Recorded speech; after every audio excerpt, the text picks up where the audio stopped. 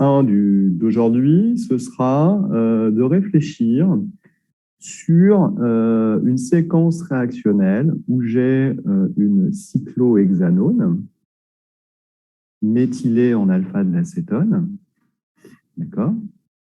Et on va regarder que si on traite de manière différente cette cyclohexanone, on va pouvoir faire différents composés.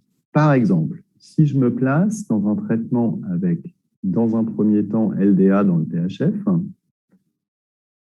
puis que je traite cela avec du TF2O, je vais obtenir un premier composé qu'on va appeler A, qu'il va falloir identifier.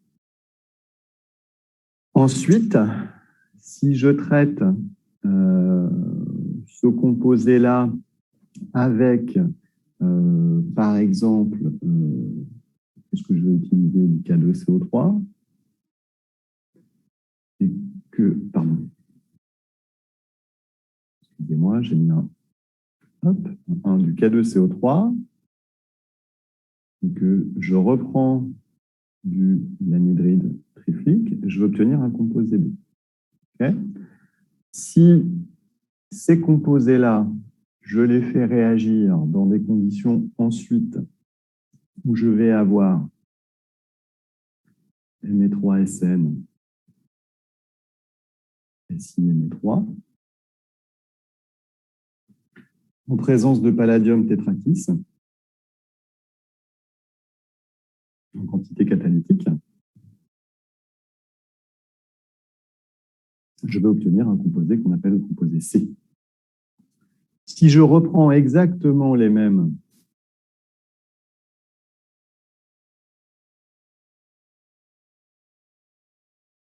réactifs et catalyseurs, je vais obtenir un autre composé qui sera le composé D. Le fait d'arriver à l'heure, visiblement, c'est quelque chose, même au bout de 6 séances, qui est compliqué. Donc, il faut identifier les composés A, B, C, D.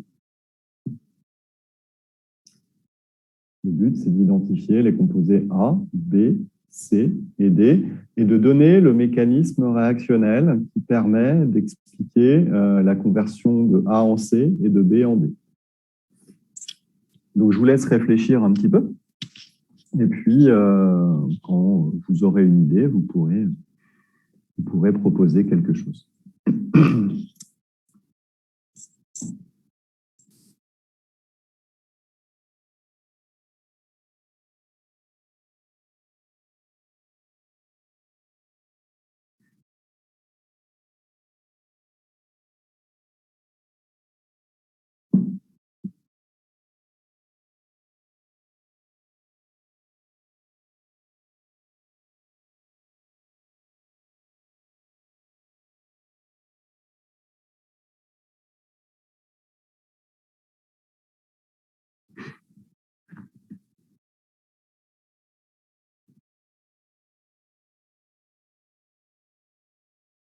Alors ici, cette synthèse-là, elle est intéressante puisque à partir d'un composé de départ unique et des réactifs ici, des conditions de réaction qui se ressemblent un petit peu, juste en jouant sur la nature de la première étape, ici, on peut changer la nature du produit obtenu à l'issue de la synthèse.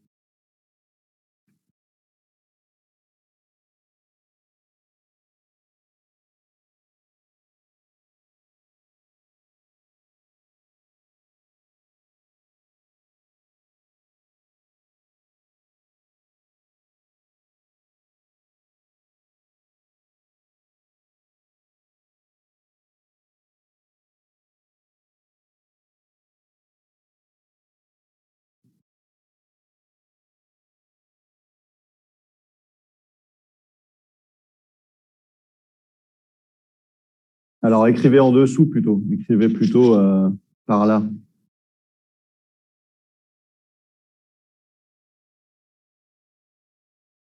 Voilà.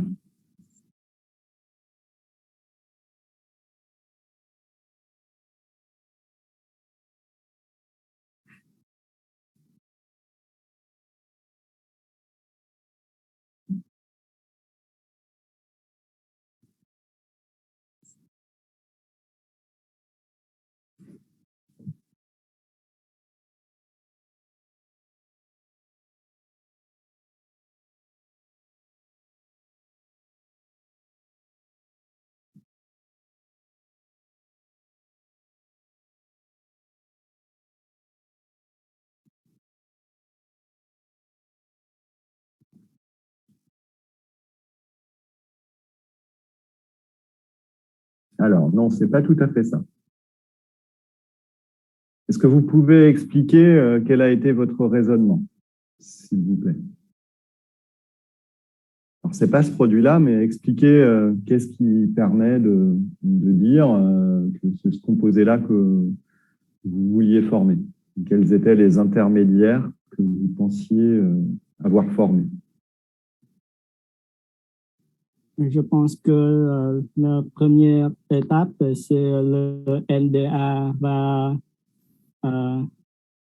attirer le H alpha du cétone. Ouais, alors ça, cette première étape-là, elle est bien. Alors, écrivez déjà ce premier intermédiaire, par exemple. Qu'est-ce que ça donnerait, ce premier intermédiaire? Écrivez ce qu'on obtiendrait finalement après le traitement de cette cétone par LDA.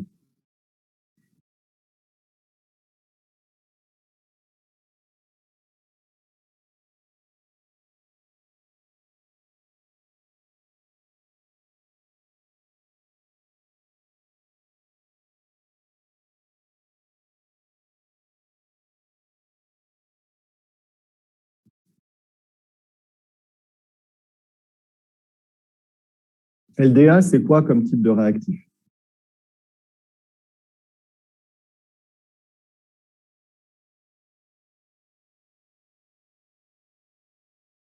Alors, c'est quoi ça? Qu'est-ce que vous avez dessiné ici? Ouais, c'est un moins. Hein, c'est un carbanion, effectivement.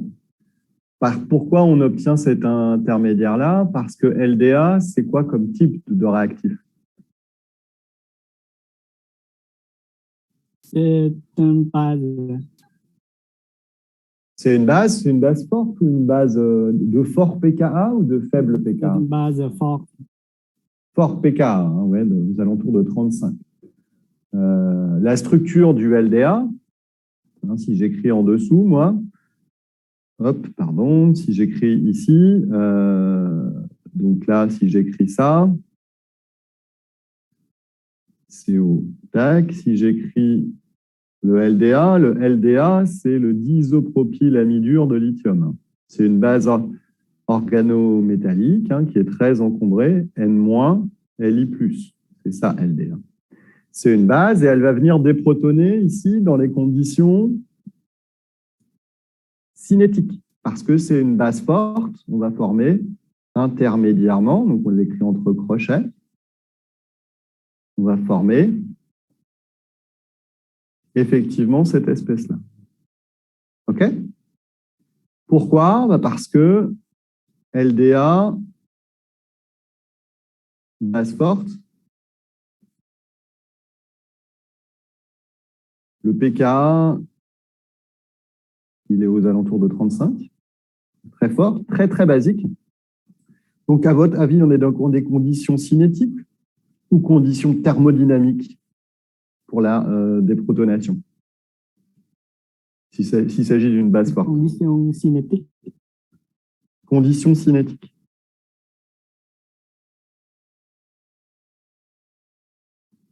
Puisque j'ai une base très forte, elle va venir déprotoner la position la plus dégagée, celle-ci. OK?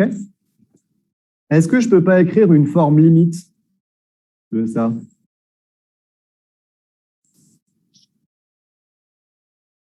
Ça, c'est le carbanion.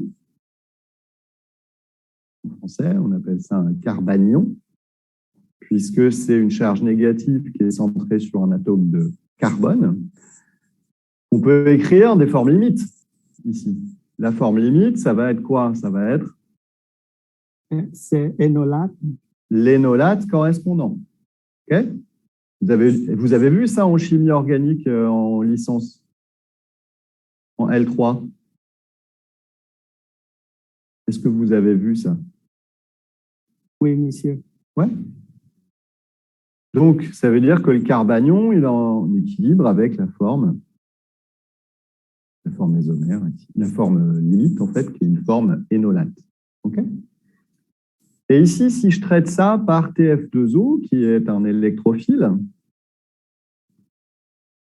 ici, un énolate, c'est nucléophile. Okay, donc ça réagit, c'est la base de la chimie organique, hein. Un nucléophile va réagir avec un électrophile, et ben, globalement, on va ici faire ce qu'on appelle un triflat d'énol. On va trifler notre énol. Okay. Et ça s'appelle un triflat d'énol. Donc ça, c'est le composé A. Ça s'appelle un triflat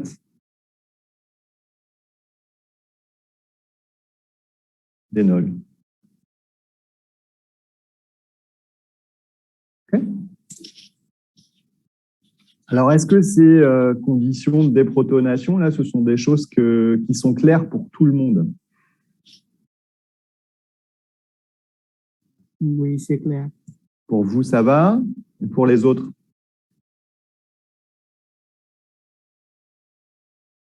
C'est le LDA.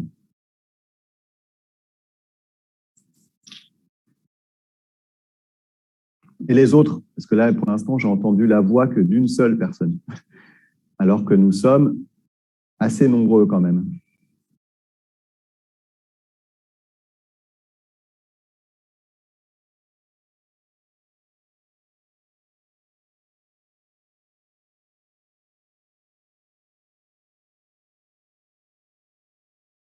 Allô, allô, les autres? Ah oui, c'est va, monsieur. Ça fait 2 personnes. C'est là, monsieur. C'est bon? Et qui n'a pas compris? Ou qui a des difficultés? Il faut pas hésiter à le dire, hein, parce que je suis là pour expliquer.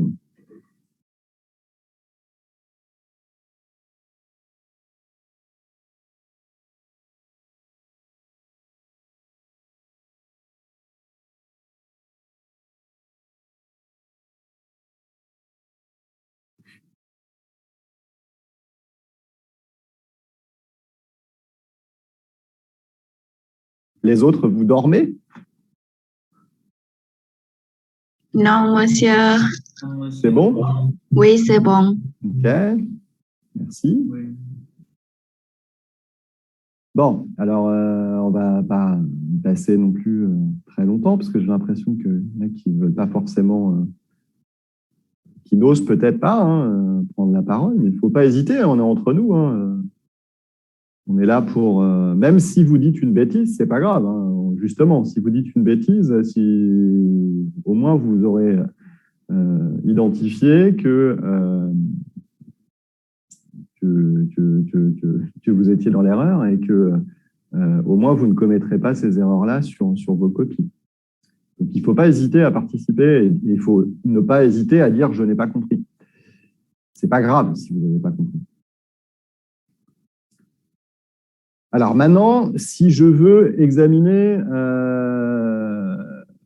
la nature et la structure du composé que j'ai appelé C, qu'est-ce que ce sera sa structure? Et quel type de couplage on va avoir ici?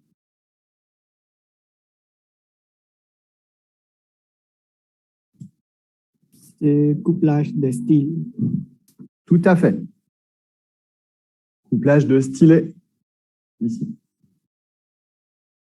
Est-ce que quelqu'un peut dessiner la structure du composé C, ici?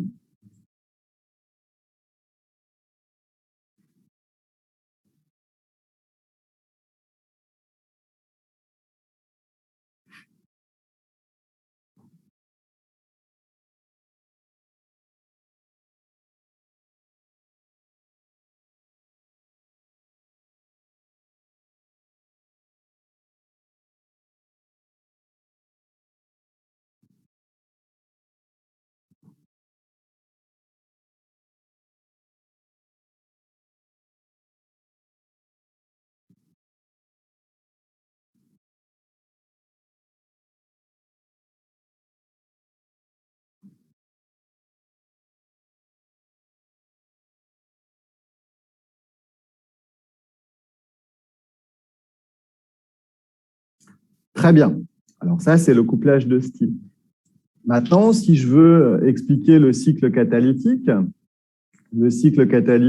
finalement, on va avoir PD, P-3 4 fois, qui va générer l'espèce active.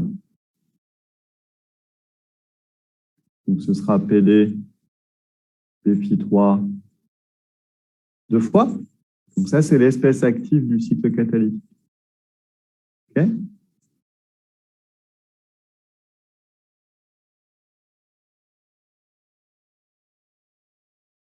Cette espèce active va réagir avec le composé A, à savoir cette structure-là.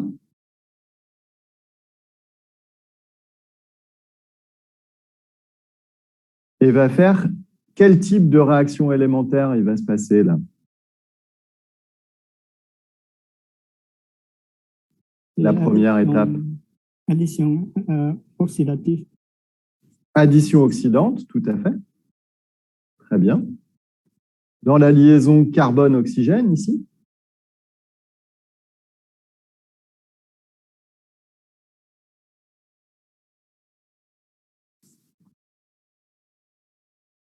Donc, et la première étape ici, là, celle-ci, c'est quoi? Pour le passage du palladium tétrakis pour générer l'espèce active, c'est quoi?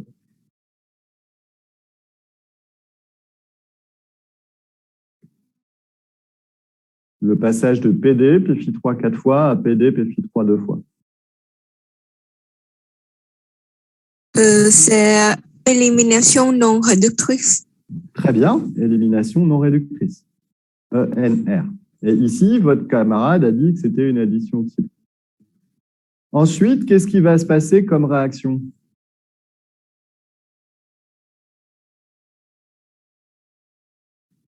Dès lors que ça va réagir avec le partenaire qui est ici, Me3SN, carbone, CH, CH, SI, Me3. Qu'est-ce qui va se passer comme réaction? On va libérer du Me3SN OTF et on va former cette espèce-là.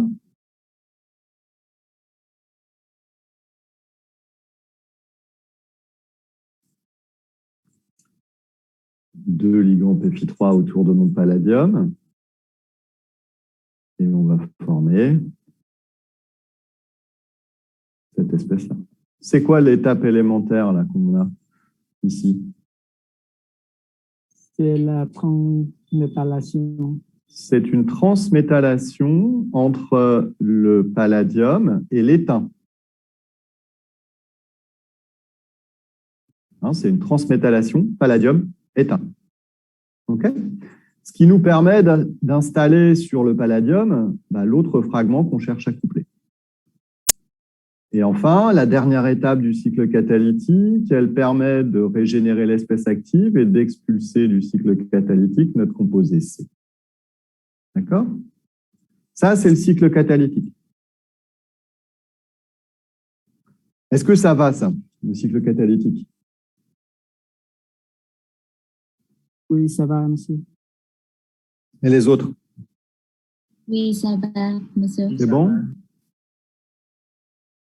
Est-ce que certains ont des questions? Je répète encore une fois, il faut poser des questions si vous en avez.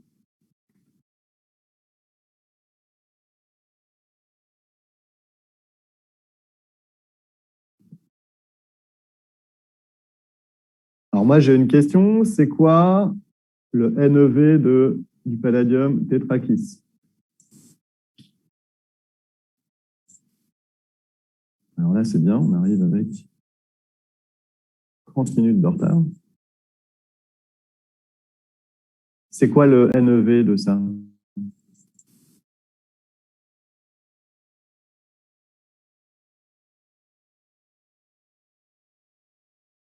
Il est de quel type ce complexe-là? Le NEV, le degré d'oxydation, on peut demander aussi.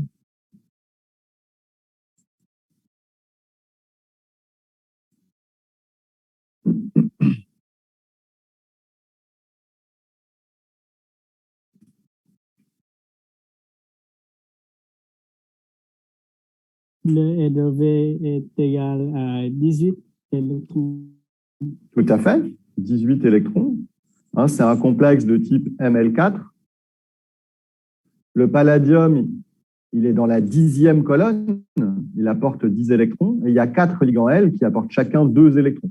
Donc 10 plus 4 fois 2, ça fait 18. Son degré d'oxydation, il est de combien? C'est 0. 0.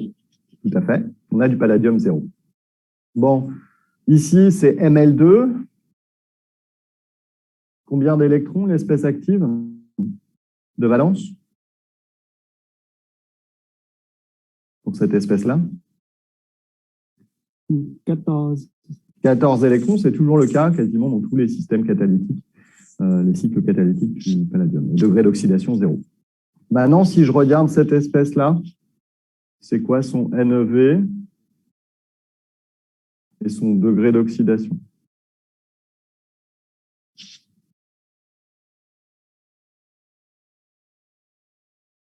euh, 16 électrons. C'est 16 électrons de valence. Et le degré d'oxydation, c'est de C'est combien? plus Plus 2.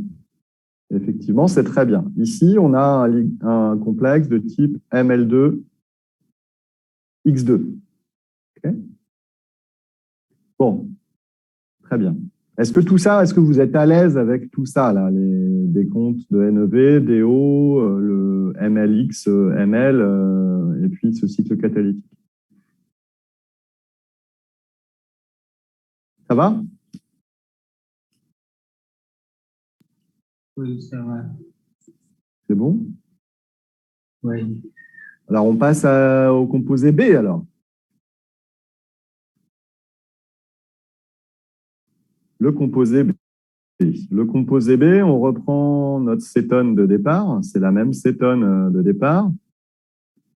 On a cette cétone-là. On traite avec du K2CO3. Alors, en réalité, ici, j'y mets K2CO3. En réalité, dans la publication initiale, ils ont fait ça avec du IPR-MgCl. IPR2-NMGBR, pardon. Ici, on a une base qui est pour le coup une base relativement faible. On va venir déprotoner dans cette position-là. On sera dans quelles conditions, du coup, là, de déprotonation?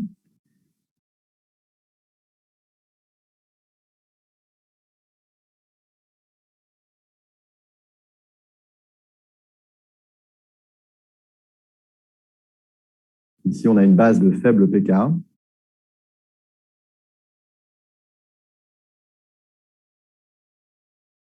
Donc, on est dans des conditions quoi, dans ce cas-là? Conditions thermodynamiques. Conditions tout à fait thermodynamiques. Donc, on va former les l'énolate thermodynamique.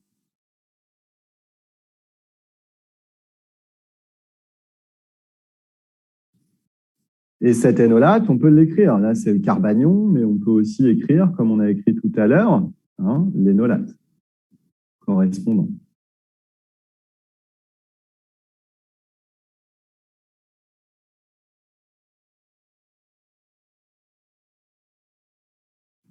Comment on explique ça? Ça, c'est comme la chimie organique classique. Hop, on forme l'énolate. Ce sont les formes limites. Carbanion, énolate. Et par conséquent, si je fais réagir ce composé-là, cet intermédiaire réactionnel-là, avec du triflate, de l'anhydride triflique, je vais pouvoir faire le triflate correspondant. Et on voit bien que le triflate, ce ne sera pas le même que celui de tout à l'heure. Pourquoi? Parce que la position de la double liaison carbone-carbone, elle ne sera pas au même endroit. Donc ça, c'est le composé B. Et ce composé B, si je fais réagir Me3SN SI Me3, en présence d'une quantité catalytique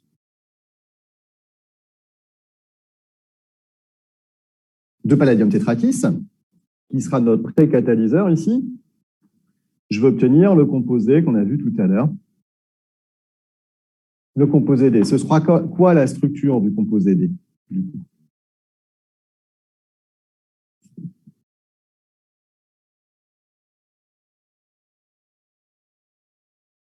Est-ce que quelqu'un peut dessiner la structure du composé D?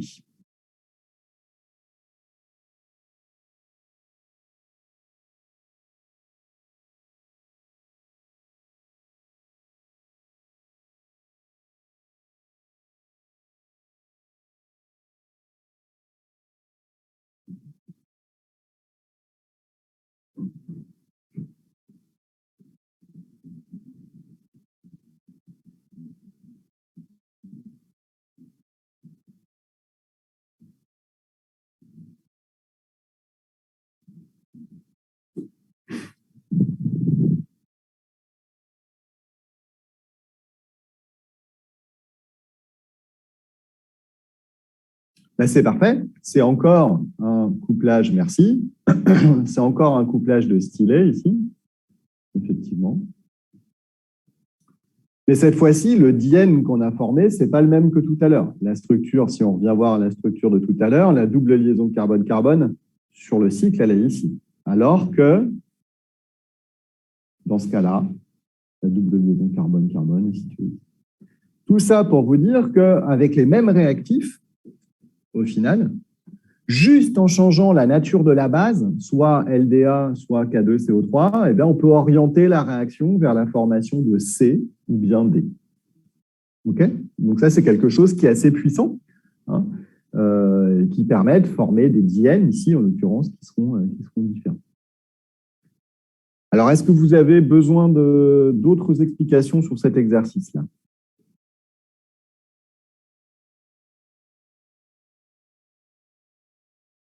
Non, monsieur. Ça va? Oui, ça va. OK, ben on va en faire un autre alors, un deuxième exercice.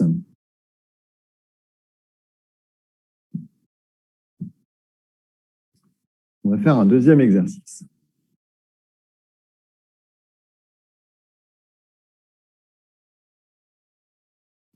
Ce deuxième exercice, on va partir du TMS acétylène. OK, on va faire réagir ET-MGBR dessus. On va obtenir un composé qu'on va appeler A. On va faire réagir ce composé-là avec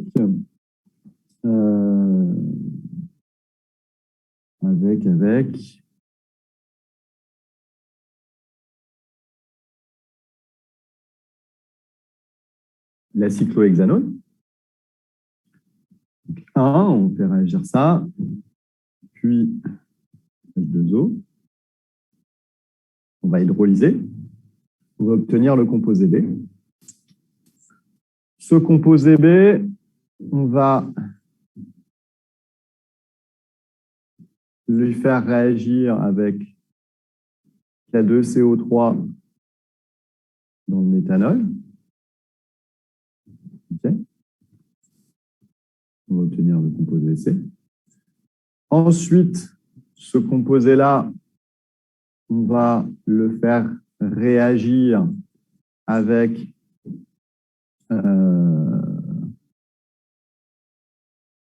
le chlorure de benzoyle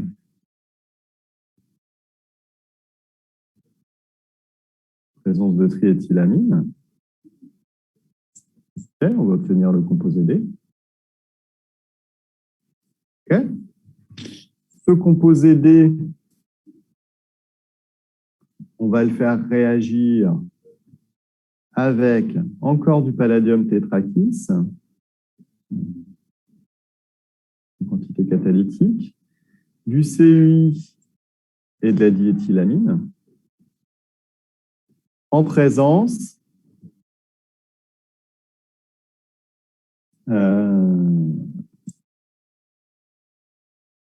de ce composé-là. Okay. On va obtenir le composé E. Et ce composé E, ensuite, va réagir avec du palladium tétrakis, on va faire simple, une base, carbonate de césium, et puis on va faire réagir ça avec le bromoanisole. Et là, on va obtenir le composé F. OK? Donc, il faut trouver les structures de A, B, C, D, E et F.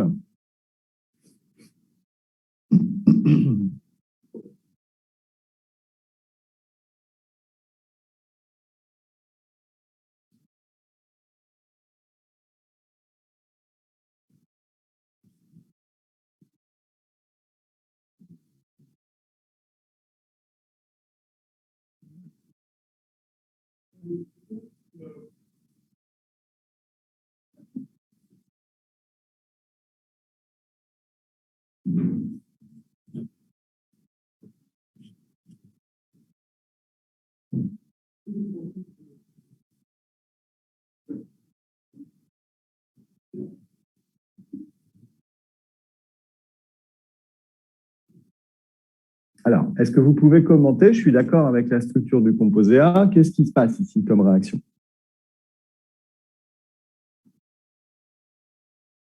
Je suis d'accord avec la structure que vous avez écrite, mais quel type de réaction est mis en jeu ici? C'est une réaction acide-base. Ouais. Entre l'organomagnésium qui est plutôt basique, qui va venir déprotoner le proton ici de l'alcyne vraie. D'accord? Ce proton-là va être arragé, on va libérer de l'éthane et on va faire l'organomagnésium, l'alcynure de magnésium de cette manière-là. Ça, c'est très bien. Effectivement, c'est la première étape qui permet d'expliquer la formation du composé A. Ensuite, comment va réagir ce composé A sur la cyclohexanone? Est-ce que quelqu'un d'autre peut dessiner la structure du composé B, par exemple? Parce que là, c'est souvent la même personne qui écrit. On va demander à quelqu'un d'autre d'écrire la nature du composé B, la structure du composé B.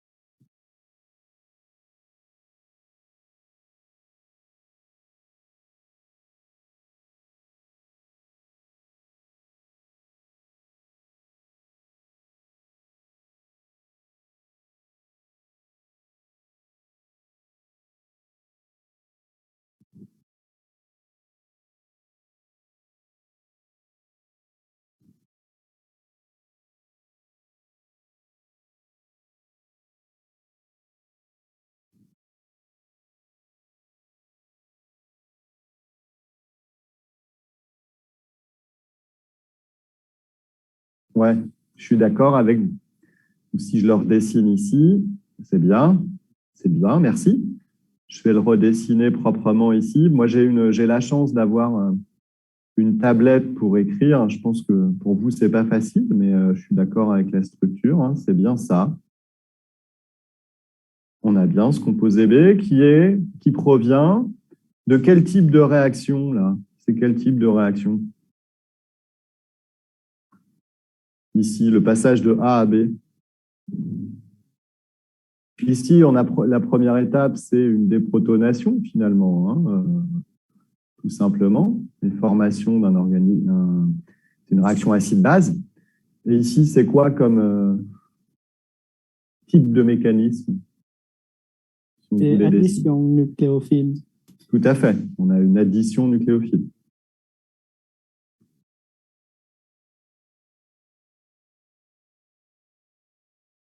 Si je veux dessiner le mécanisme de ce genre de réaction-là, c'est en fait ma cyclohexanone, elle est là, qui réagit avec mon nucléophile qui est le TMS MGBR. Là. Ma liaison, elle est polarisée, delta plus sur le magnésium, delta moins sur ce carbone-là. Et formellement, je vais avoir addition nucléophile. Okay, je vais former intermédiairement l'alcoolate de magnésium.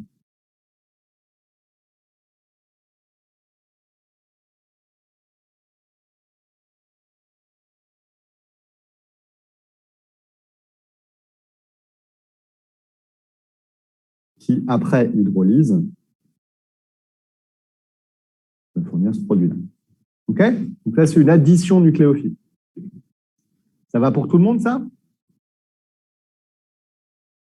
Alors, du coup, si ça va pour tout le monde, on va réécrire la structure ici.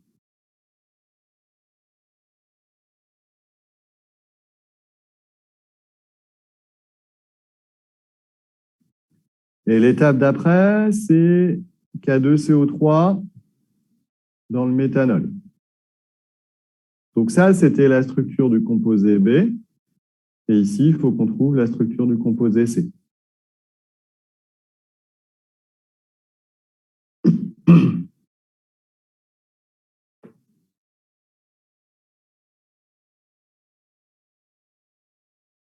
Est-ce que quelqu'un a une idée de ce qui se passe si je traite le composé B avec du K2CO3 dans le méthanol?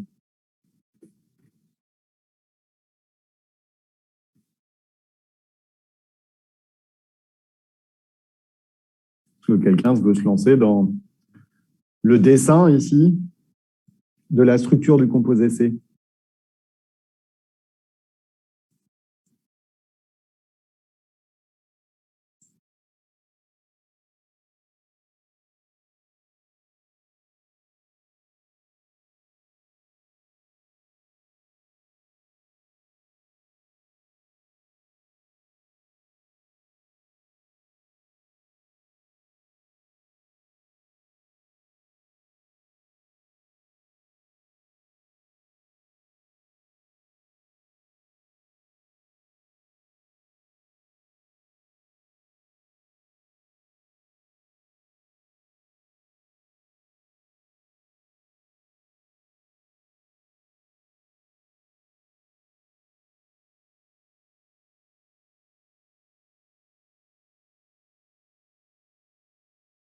Très bien. Ici, c'est tout simplement une déprotection du groupement TMS qui permet d'obtenir ce qu'on appelle un alcyne vrai. Donc ça, c'est parfait, c'est très très bien, encore une fois. Vous avez bien compris comment ça marche. Et l'étape d'après, c'est le traitement de cet alcool propargylique avec du chlorure de benzoyle, je crois, ce que j'ai mis, et de la triéthylamine pour obtenir le composé B.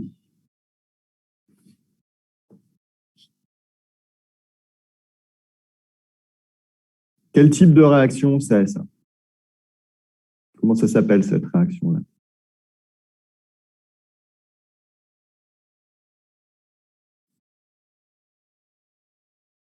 Le passage de C à D.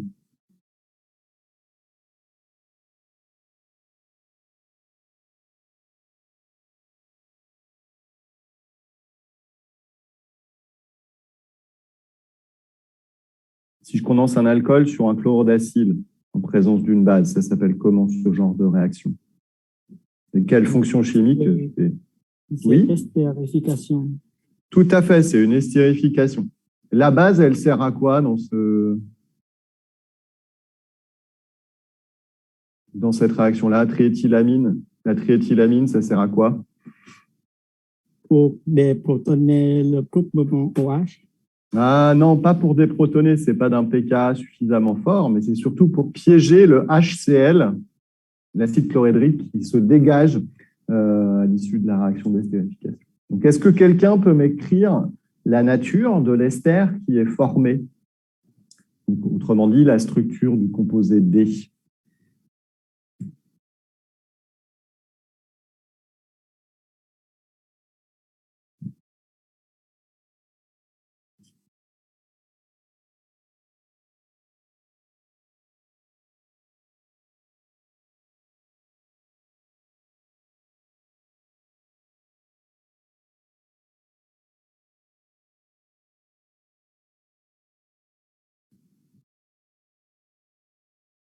Alors, bien que vous ayez changé de couleur, je pense que c'est toujours la même personne, mais c'est très bien. Visiblement, vous avez bien compris comment ça marche. C'est toujours la même personne qui répond. Allez-y, continuez.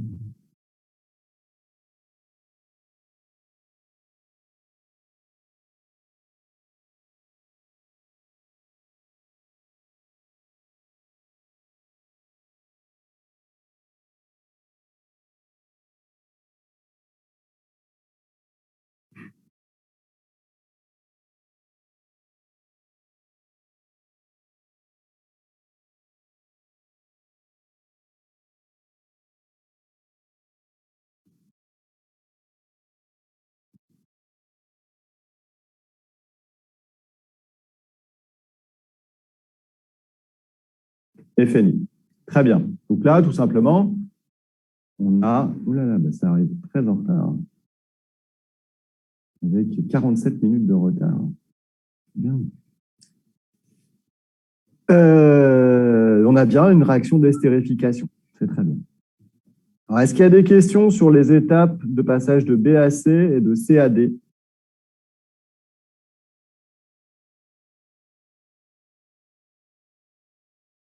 Ça, on est sur de la chimie organique, là.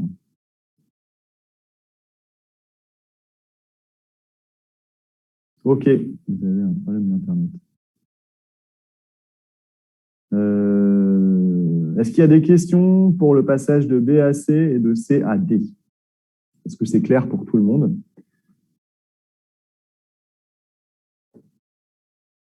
C'est clair, monsieur. C'est clair, oui. Oui, Je pense c'est que clair, monsieur. ça va? Et pour les Oui, autres? ça va.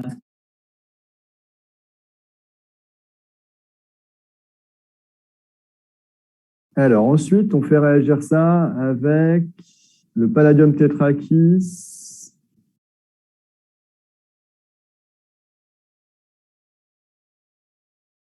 CUI, mince. Ça, on fait réagir ça avec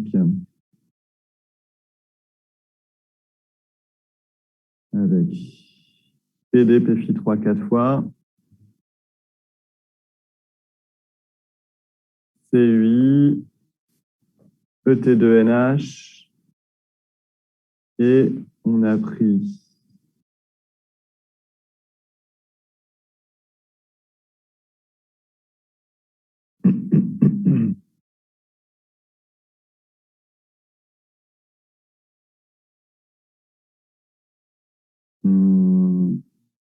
je crois que c'est ça. Il me semble que c'est celui-là que j'avais mis. Ouais. Et ça me permet d'obtenir E.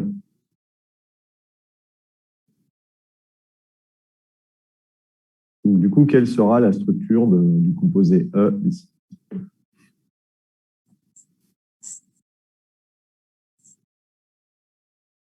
Et quel type de couplage on va avoir ici?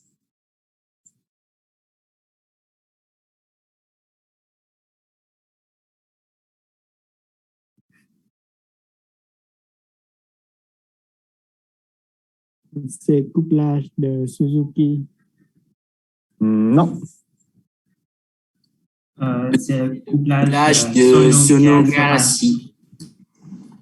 Alors là, vous l'avez dit en même temps, mais c'est bien, je suis d'accord avec vous. Ici, on va avoir un couplage de Sonogashira. Effectivement, c'est Sonogashira.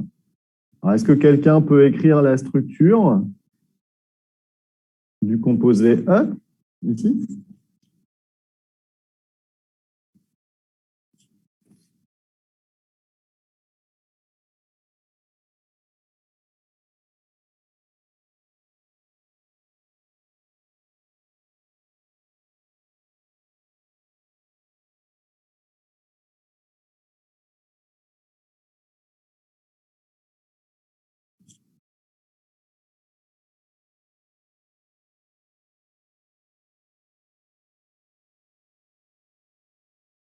Autrement dit, entre quel carbone et quel carbone on va créer une liaison ici, d'après vous?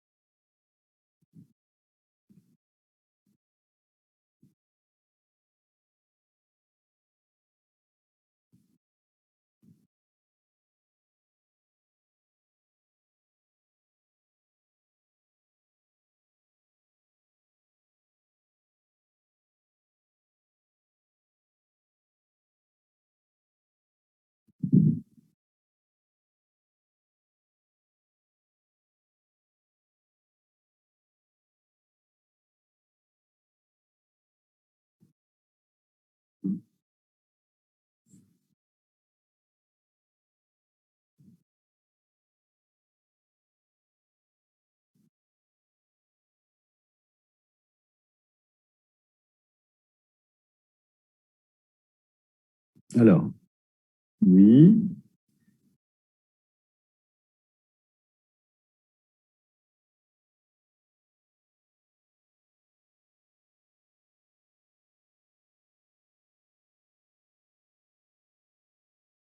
BOH 2 fois.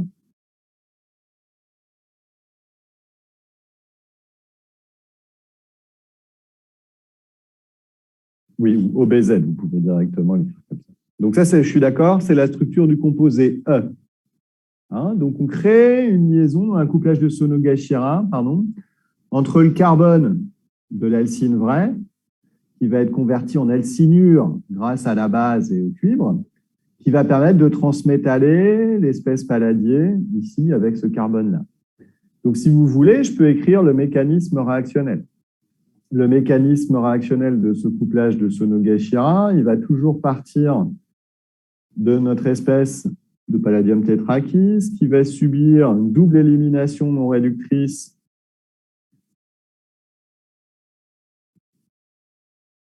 de deux équivalents de deux ligands L triphénylphosphine pour produire l'espèce active PDPFI3 deux fois.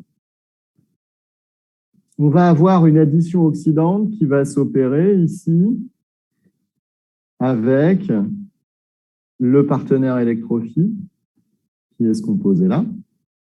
Donc, on va se retrouver avec PFI3 palladium, PFI3, on va se retrouver avec le brome ici, et on va se retrouver avec ce résidu-là. Okay. Et ici va intervenir l'étape de transmétallation palladium-cuivre. Alors, cette étape-là, hop, pour l'instant, j'enlève ça. Ça va se passer ici. Hop. Hop. Donc, si on utilise du CUI, alors ça va être CUI ou CUBR qu'on va régénérer. Mais finalement, la transmétallation, elle va se faire avec l'alcynure de cuivre. Alors, si on reprend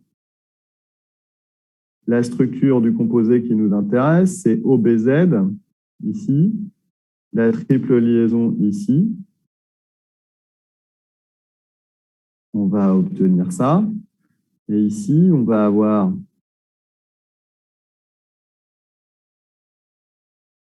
attendez, parce qu'il faudrait que j'enlève ça ici plutôt. Hop. On va avoir le substrat qui va rentrer ici. Non, ce n'est pas un aromatique. OBZ. La triple liaison. On va avoir la base qui va interagir ici. La base, je crois que c'était ET2NH. Donc, ET2NH va piéger le HI ou HBr une fois que le cycle catalytique aura fait un tour. Et là, ça va permettre d'installer ce fragment-là sur le centre palladier. Autrement dit, on va avoir ça qui va être formé.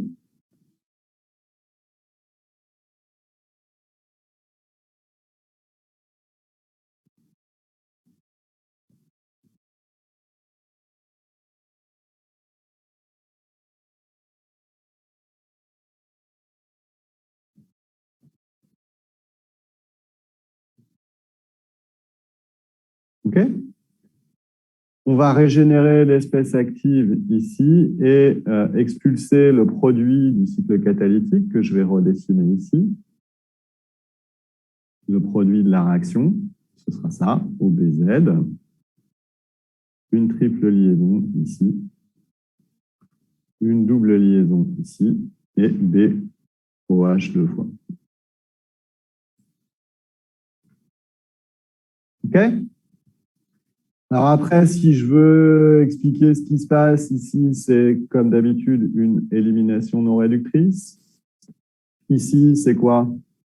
Addition oxydante. Ici, transméthylation.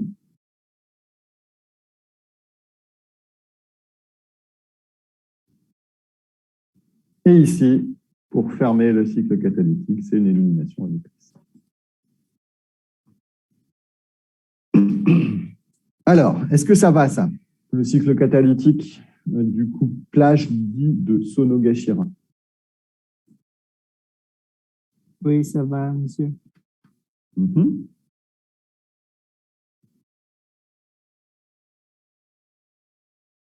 Pour les autres, que j'entends pas beaucoup. J'ai l'impression d'entendre 3 ou 4 voix, alors que vous êtes beaucoup plus que ça de connectés.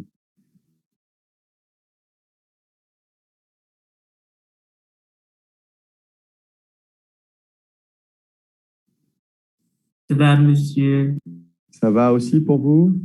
Oui, ça va, monsieur. Ah, ben j'entends plus de voix, là, c'est bien. Est-ce qu'il y a des gens pour qui il y a des problèmes? S'il y a des problèmes, il faut le dire. Est-ce que vous trouvez ça, est-ce que certains d'entre vous trouvent ça difficile?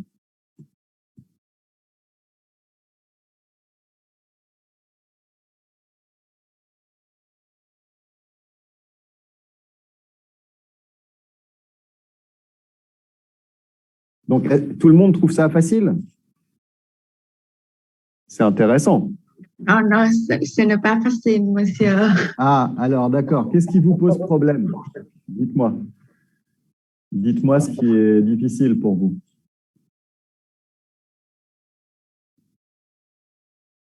Qu'est-ce que vous trouvez difficile dans cet exercice?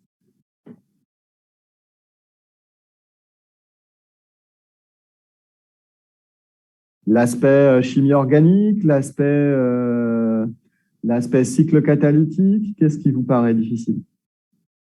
C'est bien que vous ayez osé dire que ce soit difficile, mais il faut expliquer à quel niveau vous trouvez ça difficile. Parce que j'ai eu le problème avec la connexion d'Internet, alors je ne peux pas voir totalement c'est ceci. Ah, parce que c'est vous qui êtes arrivé en retard à cause de la connexion Internet. Oui, c'est moi. Ouais, bah ça arrive, oui, ça c'est pas de votre faute. Ce qu'il faudra faire, c'est reprendre avec vos camarades de quelqu'un qui vous redonnera le début de l'exercice. Ça, je pense que vous pourrez demander à vos copains. Oui. Ah oui, oui. Ouais. Et donc, sinon pour les autres, est-ce que ça va? Est-ce qu'on continue ou est-ce qu'il y a des questions? Continue? Ouais, continue. OK, on va continuer. Donc, on va continuer avec la dernière étape, il me semble. Donc, on va avoir notre substrat qui est ici, que je vais dessiner là, OBZ, avec mon alcyne ma double liaison carbone-carbone, mon acide boronique. Et ça, je fais réagir ça avec encore du palladium tétrakis, du carbonate de césium. Et je crois que ce que j'avais pris, c'était du para-bromo-anisole, il me semble. Je vais aller vérifier quand même, que je ne vous raconte pas de bêtises. Oui, c'était ça. Donc, E, la conversion de E en F.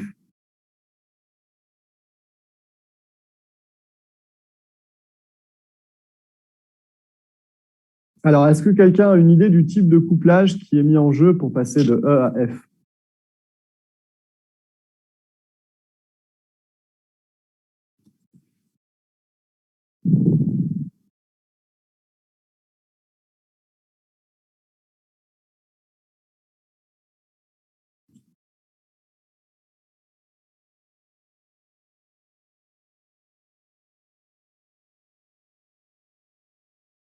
C'est quoi le type de couplage là, qui est engagé? C'est le couplage de Suzuki. Suzuki Miura. Suzuki Miura. Exactement. Donc, on va créer une liaison entre quels carbones là? C'est quels carbones qui vont être couplés les uns aux autres?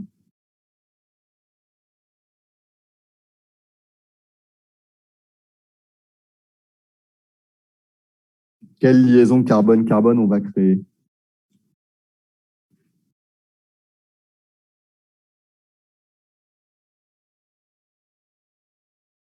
Quels sont les carbones qui vont réagir les uns avec les autres, autrement dit?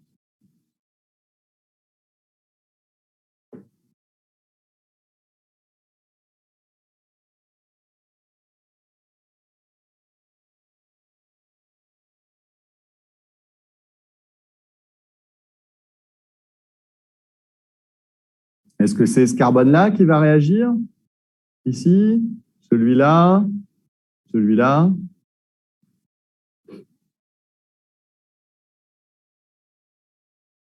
Ouais, il y a celui-là, avec lequel? Celui-là. OK.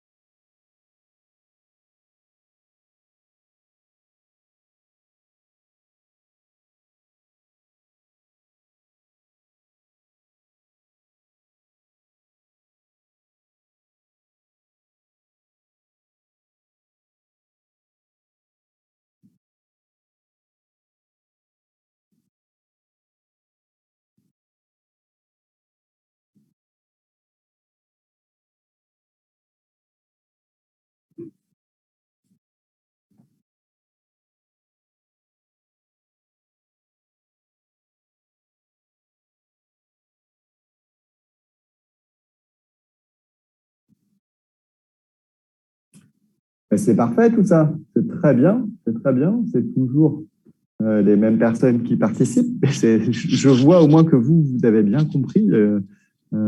J'espère que c'est le cas pour la majorité d'entre vous. Alors, le cycle catalytique, ici, j'ai encore pris du palladium tétrakis comme exemple. Alors, effectivement, ça pourrait marcher avec d'autres précatalyseurs. Ici, c'est toujours la même chose au départ. Je vais avoir une double élimination non réductrice qui me permet de générer l'espèce active,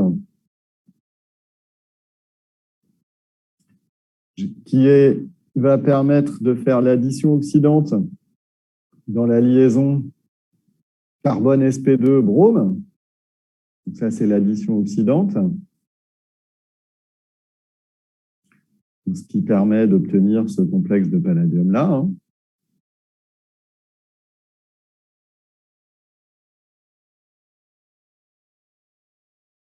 Au Me, Br. Ici, je n'ai pas de substitution de ligand X parce que je n'ai pas une base nucléophile qui est utilisé. J'utilise du carbonate de césium. Donc, finalement, ce que je vais observer ici, ce sera tout simplement juste une histoire de transmétallation hein, qui sera observée.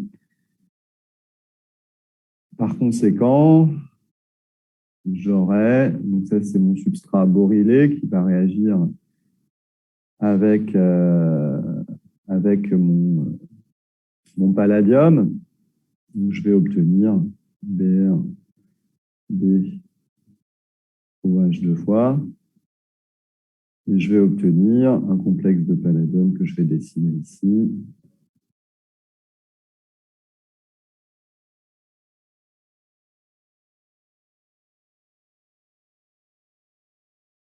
Avec un paraméthoxyphényl ici.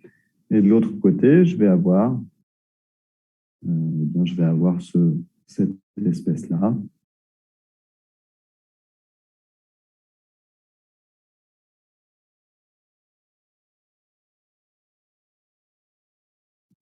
Qui sera formée. Et pour expliquer la régénération de l'espèce active ainsi que l'expulsion du produit de la réaction que je vais dessiner là,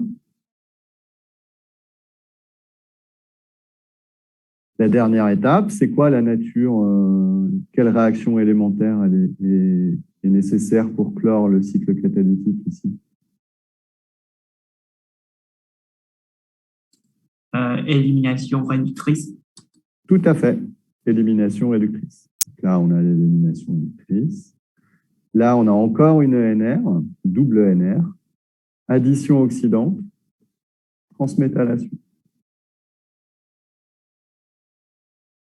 OK? La transmétallation qui est là. Dans le cours, j'ai dit que avant la transmétallation, souvent, on peut substituer le ligand X si la base est la base est nucléophile. Souvent, les bases qui peuvent être utilisées, hein, on a vu, il y a TBUNA, MEONA, par exemple, sont des bases possibles, hein, qui fonctionnent aussi.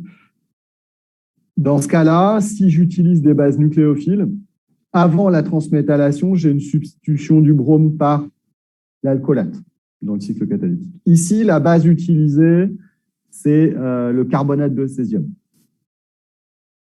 OK ?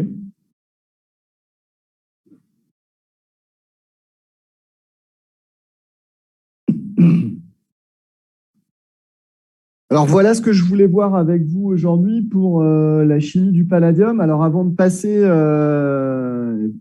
dans la deuxième partie là, sur la chimie du ruthénium, est-ce que vous avez des questions sur le palladium, sur les couplages pallado-catalysés?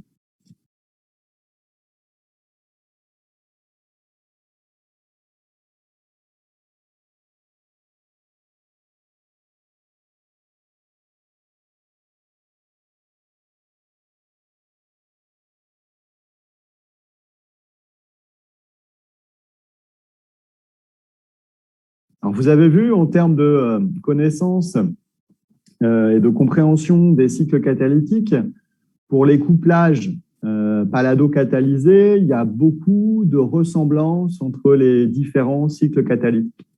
La différence se faisant bien souvent sur l'étape de transmétallation, qui est différente, hein, puisque effectivement, si je travaille avec un couplage de stylé, la transmétallation sera une transmétallation entre l'étain et le palladium. Si je travaille sur un Suzuki, comme l'exemple qui est actuellement à l'écran, eh bien ce sera une transmétallation bord palladium. Si enfin j'ai un couplage de Sonogashira, cette transmétallation impliquera un alcynure de cuivre avec le palladium.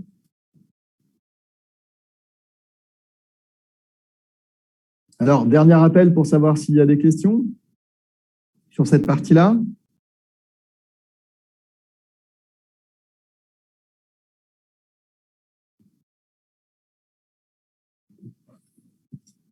Ben, s'il n'y a pas de questions, on va passer à un autre exercice.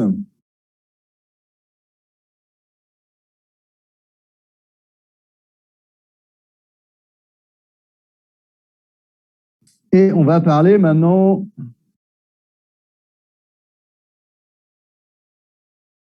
dans ce troisième exercice, d'autres types de réactions. Alors,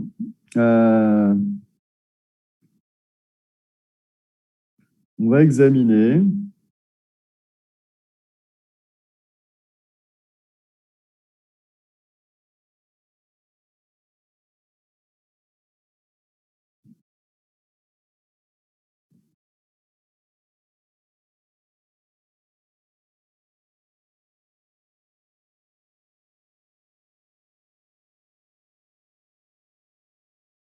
cette réaction-là avec catalyseur de Grubbs 2, 1 mol pour cent. Quelle est la structure du composé qu'on obtient ici? Et on va voir, on va essayer de dessiner le cycle catalytique et vous allez essayer de dessiner le cycle catalytique.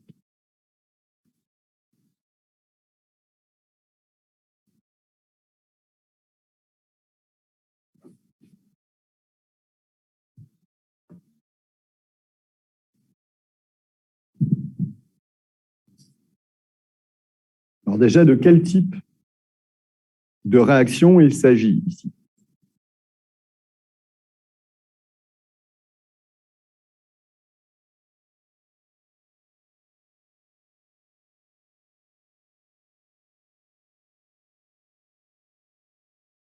Les catalyseurs de Grubbs, c'est quel type de réaction, ça? C'est la métathèse des oléfines. Tout à fait, très bien. C'est la métathèse des oléfines. Ici, on fait de la métathèse.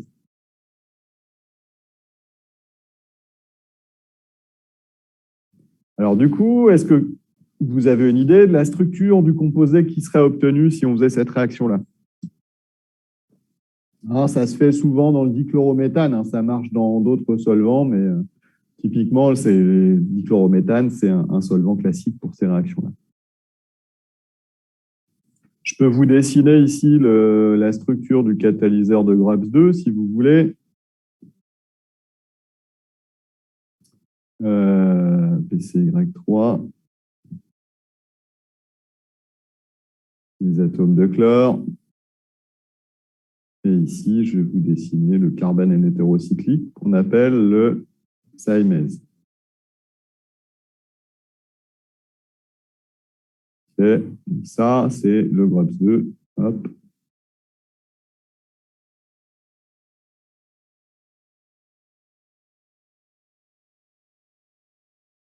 Ça, c'est le complexe de Grubbs, catalyseur de Grubbs de seconde génération. OK ?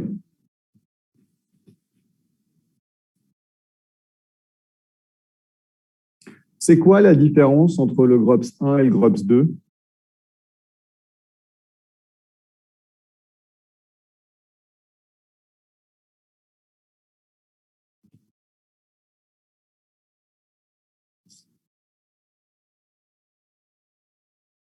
C'est quoi la différence entre Grubbs 1 et Grubbs 2?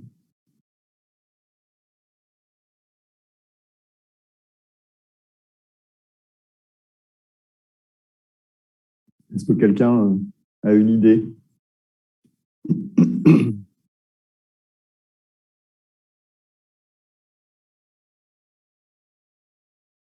C'est les mêmes structures?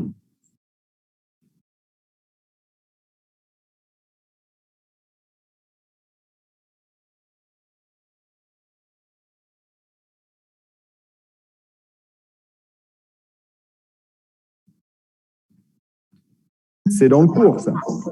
C'est Oui. la différence, c'est le ligand. Le ligand de catalyseur groupe 1, c'est cyclohexyl phosphine. Oui, à la place de ce ligand-là qu'on appelle comment? On appelle ça comment, ce ligand-là?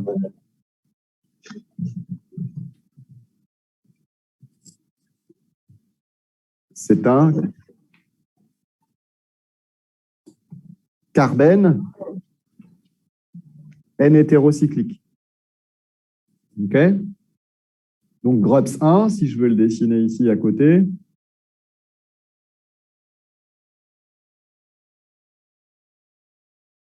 Ce sera ça.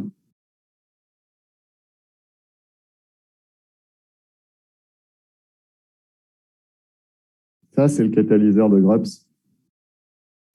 de première génération. Donc, en fait, la différence structurale, c'est que dans un cas, vous avez un ligand tricyclohexylphosphine, et dans l'autre cas, un ligand carbène N-hétérocyclique.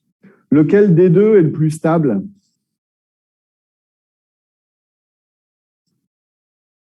Et le plus réactif?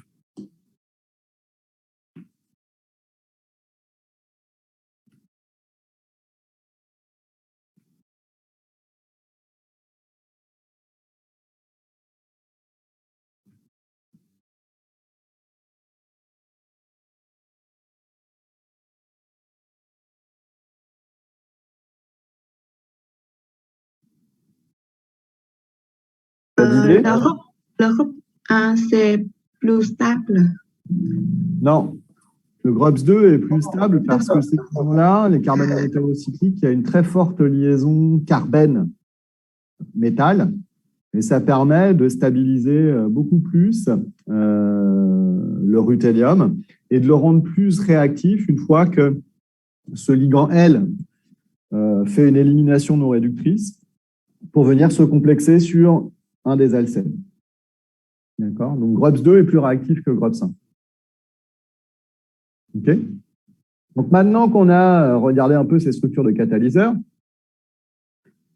comment ces catalyseurs-là vont réagir avec ces substrats-là? Alors, premier travail, décrire la structure du composé A. Et une fois qu'on aura écrit la structure du composé A, on essaiera d'écrire le cycle catalytique. Mais d'abord, quelle est la structure du composé A et quels sont les carbones qui vont être couplés les uns avec les autres?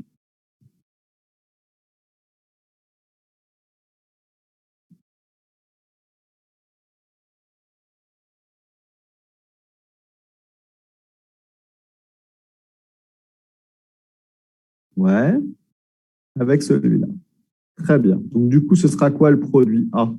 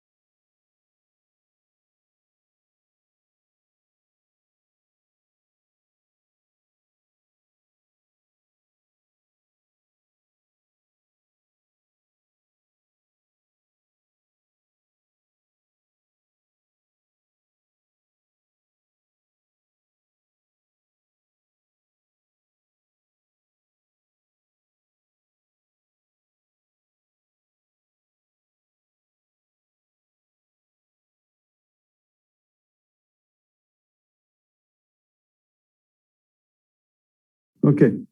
Il manquait la double liaison. Je suis d'accord avec la structure du composé A. Maintenant, on va essayer de regarder si on veut déterminer et expliquer un peu comment ça fonctionne. On va essayer de regarder comment ça réagit. On va essayer d'écrire le cycle catalytique. Alors, l'espèce active, pour simplifier les choses, hein, je la mets entre guillemets, on l'appelle ça un méthylidène de ruthénium. L'espèce active, pour simplifier ici, j'enlève tous les ligands autour du ruthénium. Ah, ils sont réellement là, hein, en réalité, mais on va, pour simplifier les choses, essayer de regarder comment ça réagit de manière assez simple, sans ces ligands-là. Donc, je redessine ça. Ici, on a le dérivé malonique. Je ne sais plus exactement. Alors, 1, 2. Ça doit être ça que j'ai fait. 1, 2, 3, 4. 1, 2, 3, 4, 5, 6. Ça doit être ça que j'ai fait. Alors, quelle va être la première étape ici?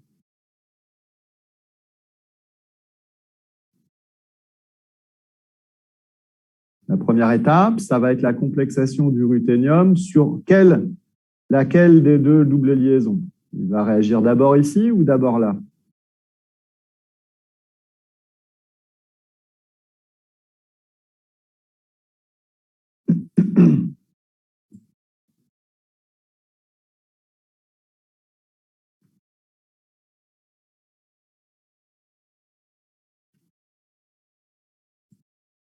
Pourquoi? Je suis d'accord. Pourquoi?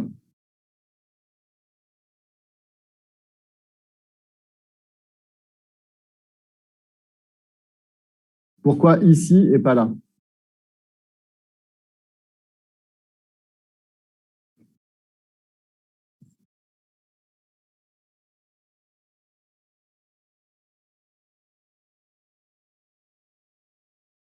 Ouh.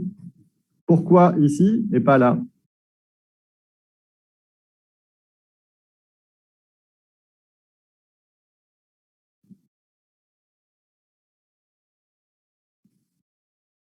C'est compliqué aujourd'hui.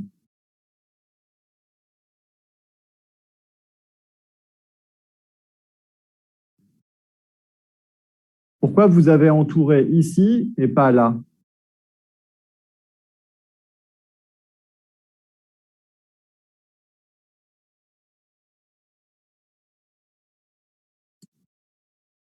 Parce que là, c'est plus réactif à Oui, mais cause, oui. à cause de cinétique. Et qu'est-ce qui va être important de regarder ici? C'est quoi la différence entre les deux alcènes?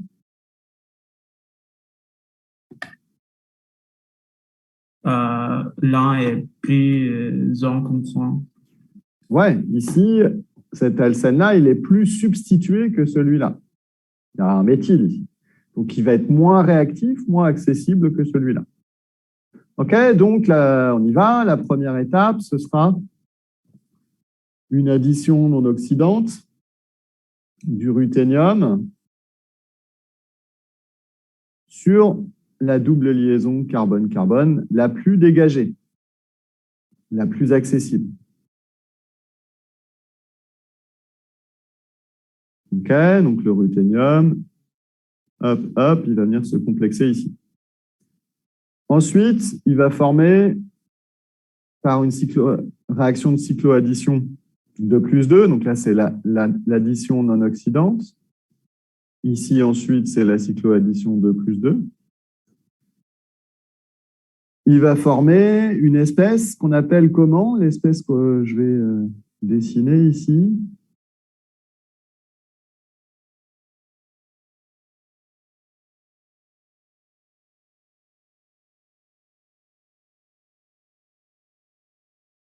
L'espèce que je dessine ici, ça s'appelle comment?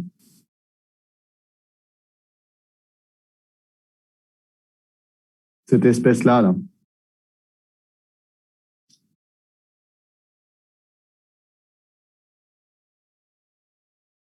Ça s'appelle comment, ça?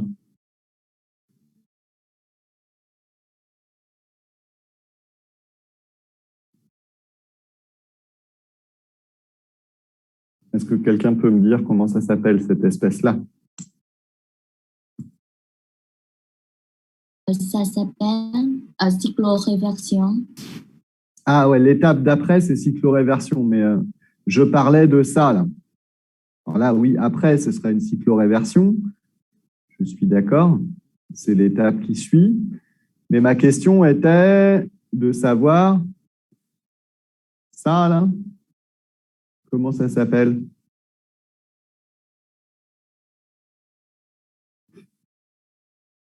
C'est un métal cyclobutane. Ouais, c'est un ruthénacyclobutane, tout à fait. ou métala. Ici, on va appeler ça un ruthéna, parce que c'est du ruthénium, cyclobutane. Okay.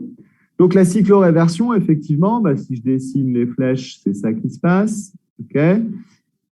J'ai quoi comme sous-produit? C'est quoi le sous-produit qui sort du cycle catalytique?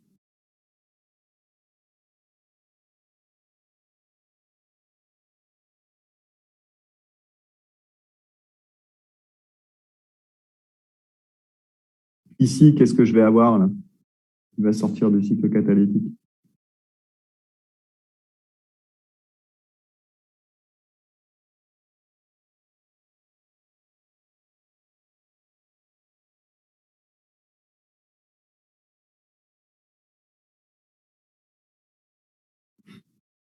Ici, j'ai quoi comme molécule qui s'échappe? C'est un éthylène. Tout à fait. J'ai l'éthylène qui sort du cycle catalytique. Okay. Bon, ici, ensuite, je vais avoir une addition non oxydante qui va s'opérer entre le ruthénium et la double liaison carbone-carbone de manière intramoléculaire.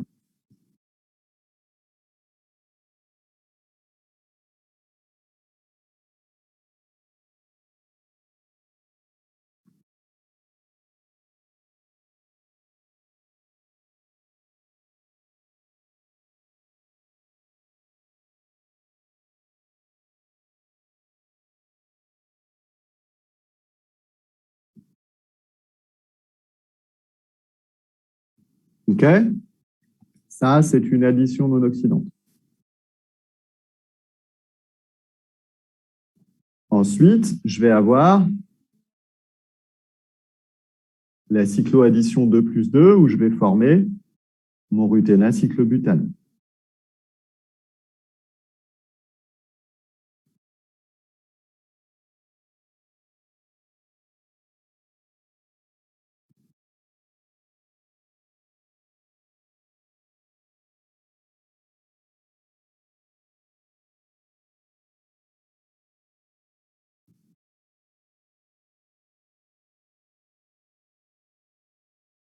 OK?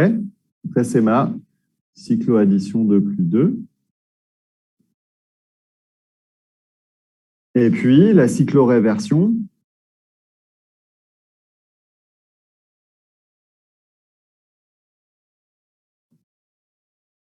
va me permettre de régénérer mon espèce active d'une part et d'expulser du cycle catalytique le produit de la réaction. Le produit de la réaction, je vais le dessiner ici.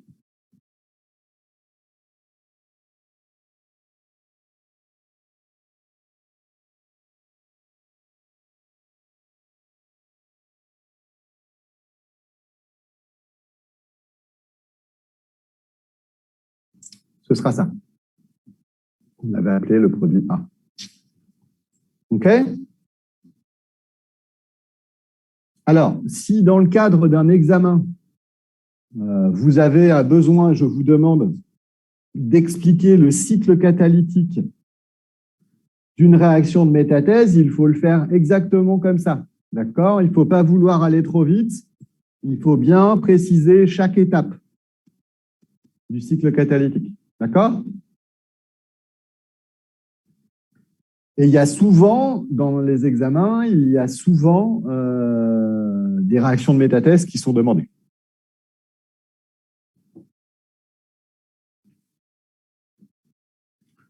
Alors, est-ce que vous avez des questions sur cet exemple de métathèse?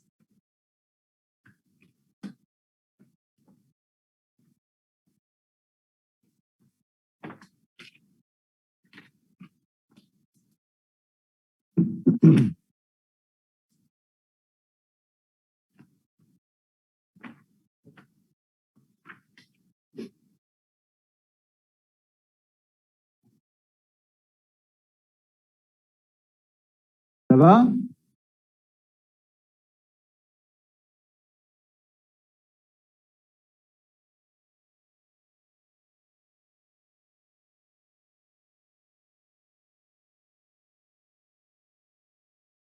Bon, on va faire un autre exemple, si je n'ai pas de questions. On va prendre du styrène.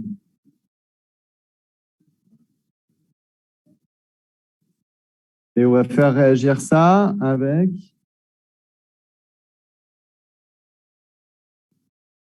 cette oléfine-là.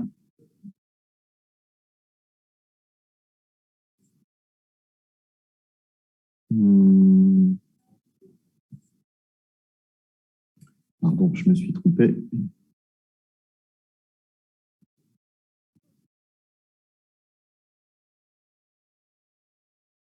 Je mets du GRUPS 1 en quantité catalytique, dans le dichlorométhane,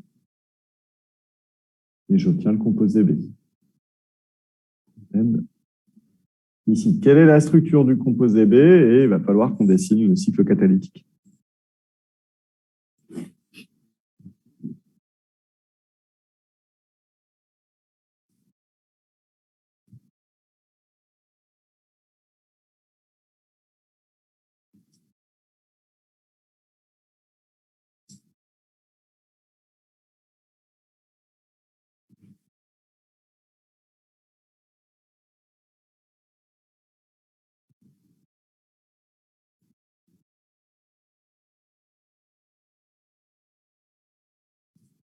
Alors, est-ce que quelqu'un a une idée des carbones qui vont réagir les uns avec les autres?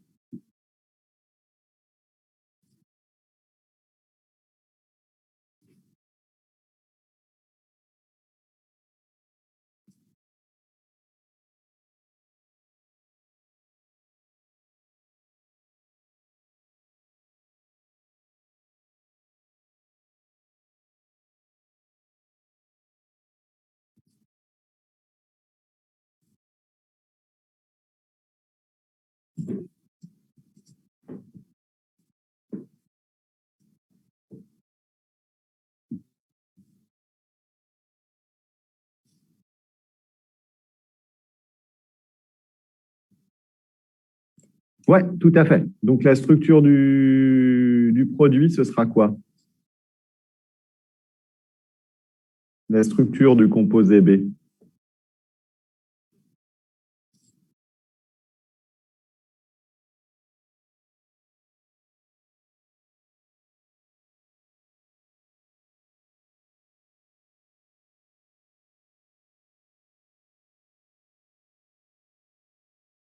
Est-ce que quelqu'un a une idée de la structure du composé B?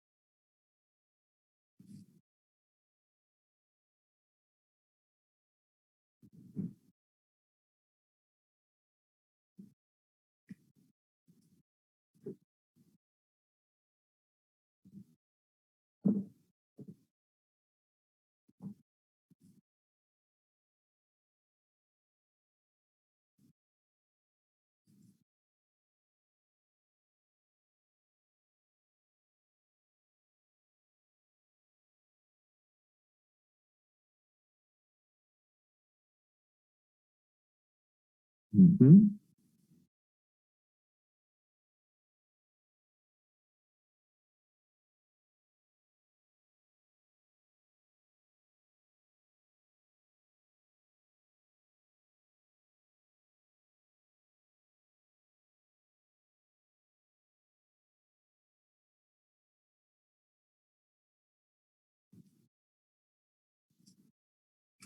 Ah, c'est parfait. Ah, il y a une liaison qui a été effacée.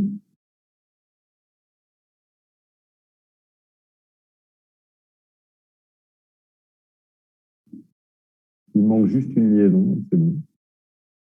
Ouais, ici. Très bien. Très, très bien. Alors, comment ça marche? je vais écrire le cycle catalytique. Comme d'habitude, pour simplifier, je vais écrire l'espèce active en ruthénier de cette manière-là. Je vais la faire réagir d'abord avec le styrène. C'est le partenaire en métathèse croisée qui sera le moins substitué. OK? Donc, si je regarde ça, première étape, je fais mon addition non oxydante. OK? Ensuite, je vais avoir cycloaddition 2 plus 2, je vais former le ruténacyclobutane, comme tout à l'heure. OK? Donc ici, j'ai bien l'addition non oxydante du ruthénium sur la double liaison. Ici, j'ai la 2 plus 2. Alors, attention au sens ici. Le ruthénium, ici, il faut bien qu'il s'accroche comme ça et pas dans l'autre sens. On en avait déjà parlé, il me semble, lorsqu'on avait fait les exercices. Et ensuite, ça va me permettre de générer mon carbène de ruthénium qui va être réactif, qui va me permettre de faire ma métathèse croisée ensuite. Je génère mon carbène de ruthénium. J'ai ma cycloréversion.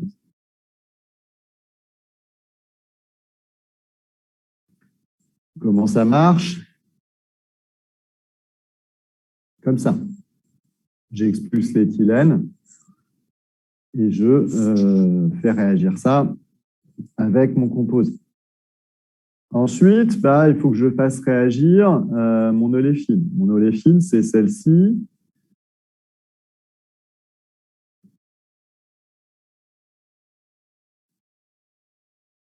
Qui va réagir avec mon espèce ruthénier d'abord par une addition non oxydante. Là aussi, quand je vais dessiner, il va falloir que je fasse attention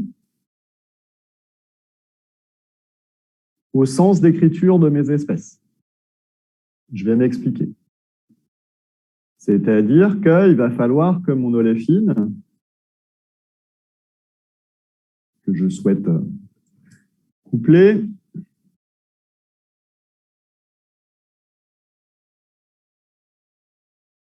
elle soit, attendez, je ne me rappelle plus, si je la tourne, le brome est du côté du méthyle, ici j'ai le CO2E. Il va falloir que cette addition non oxydante, elle permette la formation d'un ruténacyclobutane dans lequel les deux substituants que je cherche à coupler soient du même côté. Il faut faire attention au sens d'écriture de la fonction Alsen. Donc là, si j'ai une cycloaddition 2 plus 2, je vais former le ruténacyclobutane suivant.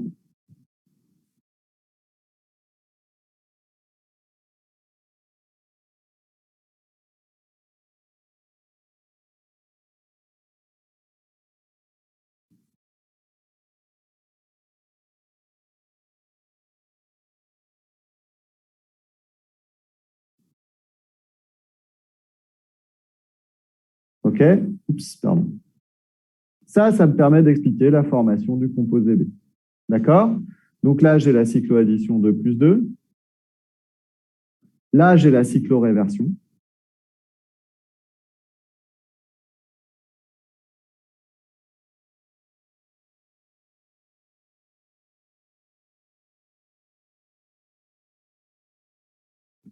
Et en fait, si je regarde bien ici, étant donné que j'ai un alcène qui est substitué par un méthyle, ça va vouloir dire qu'ici, je peux avoir un fragment R. Ce fragment R que je vais dessiner ici, ici j'ai un méthyle. Ça veut dire que sur mon espèce active, ici, au départ, je peux avoir un R égale CH2 ou R égale phényl, mais ça peut être aussi R égale méthyle.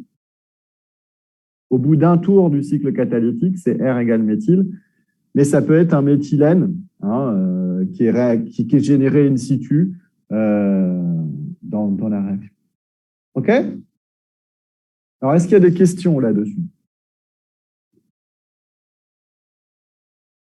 Ça, c'est ce qu'on appelle la métathèse croisée, en version intermoléculaire.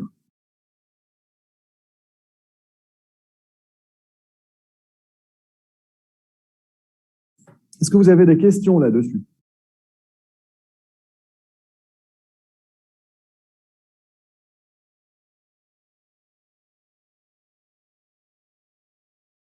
Et est-ce que vous avez bien compris le sens d'écriture ici qui est important? Que le ruthénium soit du côté de l'oléfine le plus substitué. Et de même ici que ce carbène-là se lie de cette forme-là et pas dans l'autre sens. Est-ce que vous avez compris ou est-ce que vous voulez que je redessine les intermédiaires qui sont non productifs?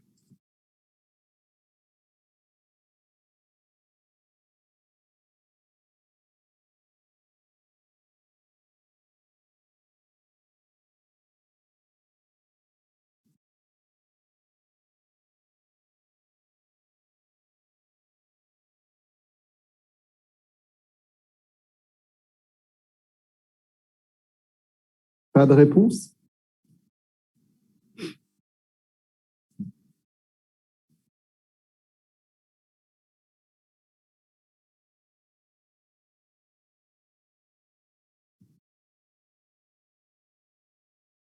Oui, c'est pas monsieur. C'est bon pour vous? Ben, vous, je crois que vous avez bien compris parce que vous avez beaucoup participé, mais les autres?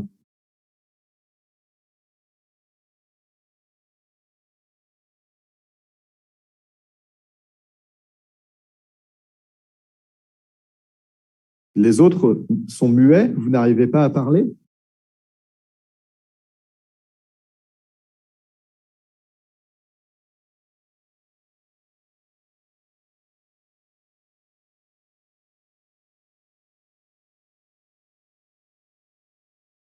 Alors, si vous n'avez pas de questions et si vous ne répondez pas à mes questions, je considère que tout le monde a tout compris parfaitement. Donc, ça veut dire que je peux faire un examen d'un très bon niveau. C'est ça qu'il faut que j'interprète? Ou alors, ce qu'on fait, c'est trop dur?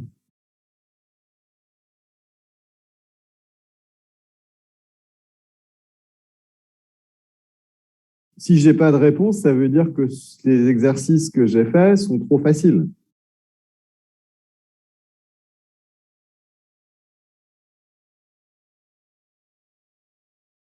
Est-ce le cas?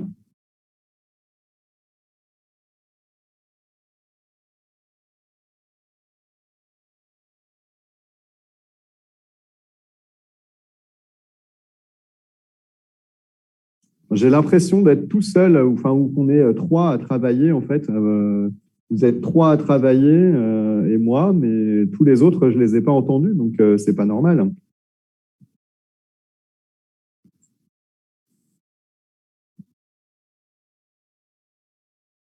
Il me reste encore des participants, même si on en a perdu, mais... Alors,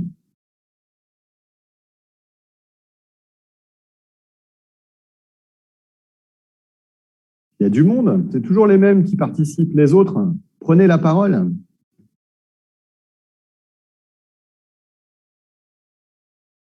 Non, monsieur, je pense que ce n'est pas facile pour moi. C'est pas facile pour vous. Qu'est-ce qui vous pose le plus de problèmes? À quel niveau c'est difficile? Vous avez raison et c'est bien de le dire. C'est bien de le dire. Qu'est-ce que vous trouvez le plus difficile? Je pense que c'est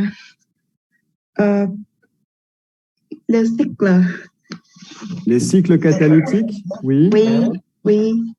Et qu'est-ce qui vous pose problème? Sur quoi vous voudriez des explications? Je peux donner d'autres explications si vous me dites les points qui sont sur lesquels vous avez des difficultés. À quel niveau vous voulez des explications? Par exemple, sur ce cycle catalytique-là, quelle étape vous trouvez difficile?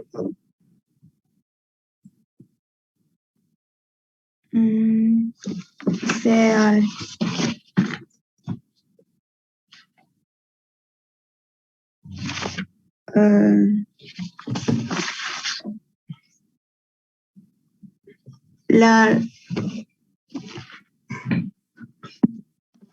pardon, monsieur, attendez-moi.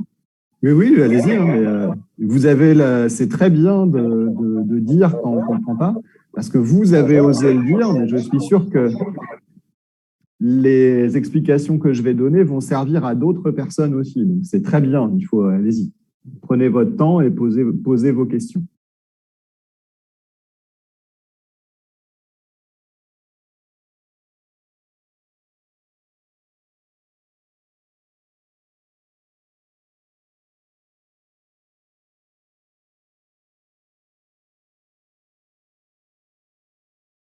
Ah, je vous ai perdu.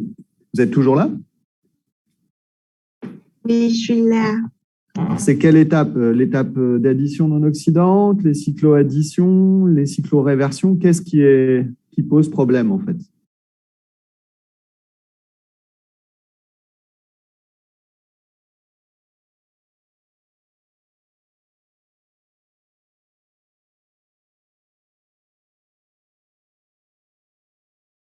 C'est un peu compliqué dans la cycloréflexion. Ouais. Ici, là? Oui. Oui, oui, Sur, c'est la flèche. les flèches, c'est ça que vous avez du mal avec les flèches? Oui. Alors, les flèches, oui, c'est très bien que vous me le disiez parce que merci de le dire, parce que comme ça, je vais réexpliquer. Les flèches qui sont en vert ici, cette flèche-là, elle part du centre de cette liaison carbone-carbone et elle vient vers le ruthénium. Ça veut dire que cette liaison carbone-carbone-là, elle va être cassée. D'accord? On va casser cette liaison-là pour reformer une autre liaison entre ce carbone-là et ce ruthénium-là. Autrement dit, ça veut dire qu'on va reformer ici une double liaison carbone-ruthénium entre ce carbone-là et le ruthénium ici, d'accord? Si je numérote mes carbones, par exemple, je vais utiliser une autre couleur. Si je fais ça A, B, C et que le ruthénium est D, d'accord? Ça veut dire que je vais casser la liaison entre A et B. Je vais créer une double liaison entre A et le ruthénium. A et le ruthénium, j'ai une double liaison plutôt qu'une simple. Et après, je vais former une double liaison entre le carbone B et le carbone C. OK? Donc, je vais former de l'éthylène et je casse la liaison entre ruthénium et C. Est-ce que c'est plus clair comme ça? Ou pas? Ah oui, merci. Le départ de la flèche explique la cassure de la liaison et la pointe de la flèche, elle explique les mouvements d'électrons, en fait, ce qui permet d'expliquer la formation de la double liaison. Ça va mieux comme ça? Oui, ça va. Ça va? OK. Alors, vous voyez que vous avez raison, c'est bien d'avoir posé des questions parce qu'au moins, je suis là pour essayer de répondre. Est-ce qu'il y a d'autres questions?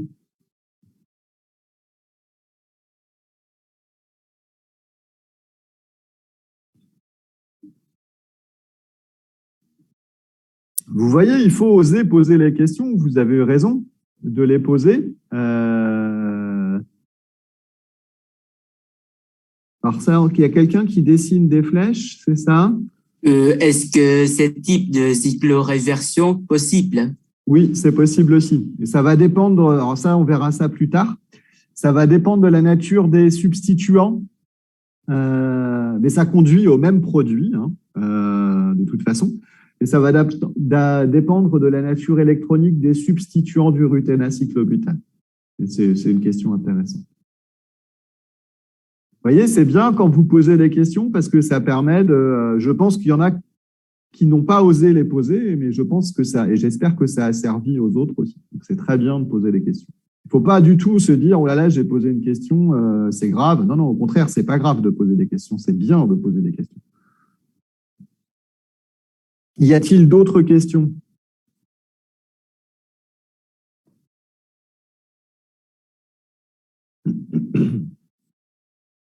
Pourquoi l'homocouplage ne se produit pas? Alors, il peut se produire. Vous m'avez déjà posé la question, mais en fait, déjà une autre fois, mais les produits d'homocouplage, ici, conduiraient par exemple à quelque chose qui est productif. Le stilbène, ce sera un produit d'homocouplage du styrène. Mais lui-même, il peut réagir avec le ruthénium pour reformer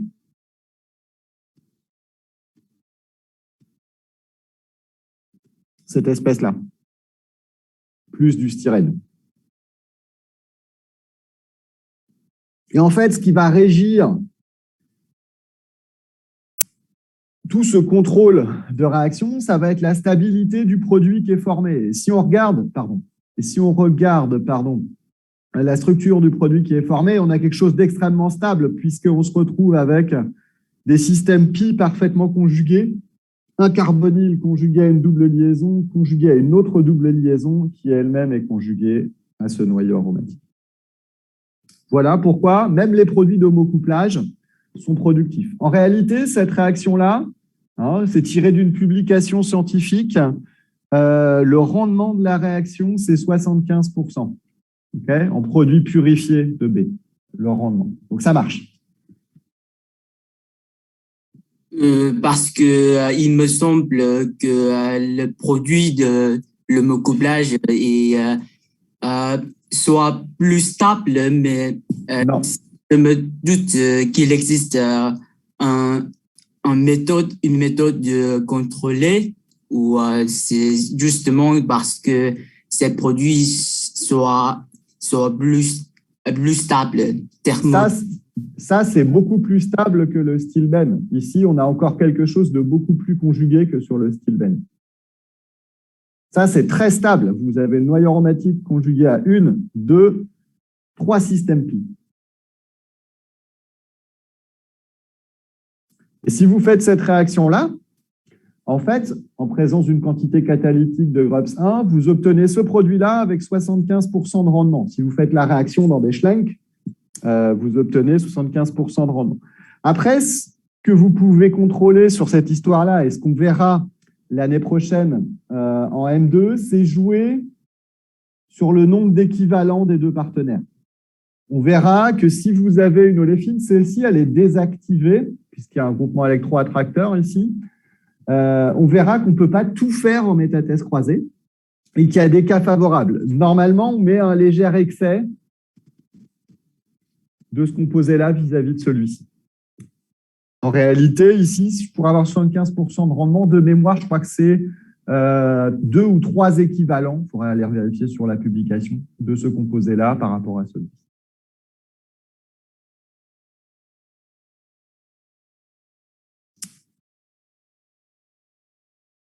Est-ce qu'il y a d'autres questions?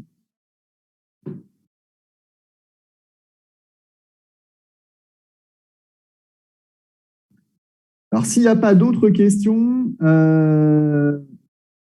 moi, je vais en poser une. Alors déjà, c'est la dernière séance, donc ça veut dire que c'est la dernière fois qu'on peut communiquer ensemble. Donc, c'est dommage, mais c'est comme ça, hein, toute bonne chose a une fin. Alors, j'espère que ce qu'on aura vu ensemble, ça vous aura été utile. Ça, c'est le but. Je pense que je vais voir avec Madame Swan ou Koa comment on va procéder au niveau de l'examen. Hein, une chose est sûre, c'est que l'examen, ce sera des exercices un petit peu comme ceux qu'on a fait ensemble hein, dans les 2 dernières séances. Là. Donc, ce sera un examen et vous n'aurez pas votre cours, hein, ce sera que vos connaissances. Vous n'aurez pas le droit d'utiliser le cours, donc il faut travailler des exercices. Donc ça, c'est pour l'évaluation, ce sera ça. Et moi, j'ai une question parmi vous. Qui veut se spécialiser en chimie organique? Vous êtes combien à vouloir vous spécialiser en chimie organique? Environ 14, monsieur. 14, OK. Et parmi vous, 14, qui voudrait venir au Mans l'année prochaine pour faire le Master 2?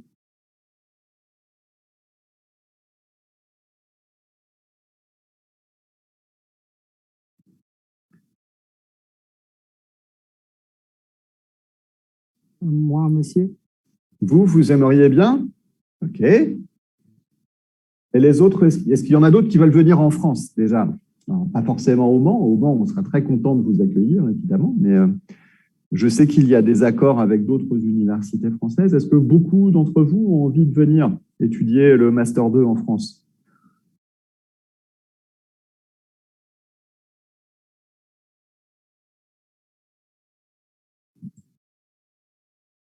Moi aussi, monsieur.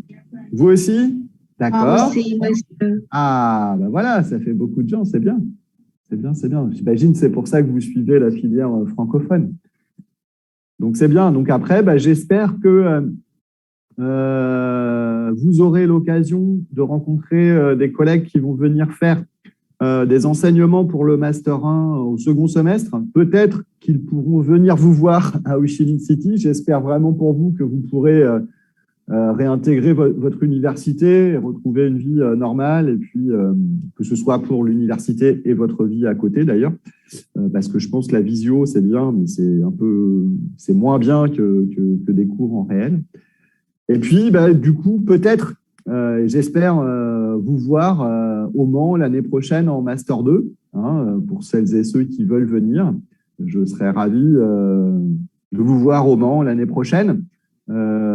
Si vous avez l'opportunité de venir, et pour avoir aussi la suite de l'histoire que je vous ai racontée ici sur la chimie organométallique, puisqu'en Master 2, vous aurez une suite à ce module-là où on apportera des précisions. J'ai eu des questions là sur les couplages croisés. Il y a toute une partie en Master 2, une partie du cours qui parle de ça. Donc, ce sera pour raconter la suite de l'histoire.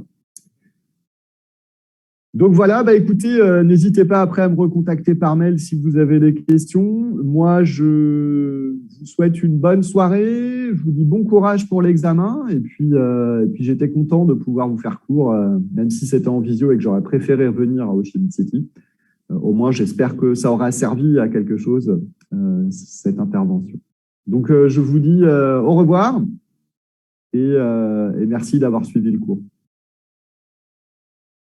Au revoir. Au revoir, monsieur. Au revoir, Au revoir, monsieur. monsieur. Au revoir. Au revoir, monsieur. Au revoir, monsieur. Au revoir.